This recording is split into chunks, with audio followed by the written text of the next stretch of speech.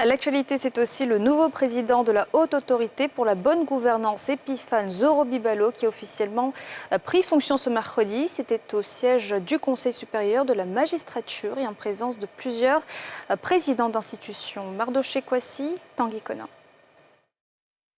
Je jure de remplir mes fonctions avec honnêteté, impartialité, intégrité et objectivité, dans le respect de la Constitution, des lois et règlements de la République. Cette déclaration solennelle marque officiellement l'entrée en fonction de Epiphane Zorobi-Balo en tant que nouveau président de la Haute Autorité pour la bonne gouvernance. C'est le point d'orgue de la cérémonie de prestation de serment qui a eu lieu en présence des présidents d'institutions de la République et des hautes autorités judiciaires.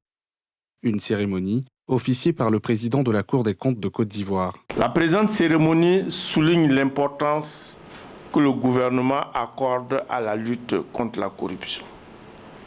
Elle illustre encore une fois la ferme volonté de doter notre pays d'institutions et de corps de contrôle crédibles et opérationnels, œuvrant ainsi pour la promotion d'une gouvernance vertueuse. Le nouveau président de la Haute Autorité pour la bonne gouvernance s'est réjoui du soutien de ses pairs dans ce combat pour la moralisation de la vie publique, qui constitue un élément essentiel pour le développement du pays. La question de la promotion de la bonne gouvernance et de la lutte contre la corruption est une action collective. C'est ensemble que nous pouvons éradiquer ce fléau de la lutte contre la corruption.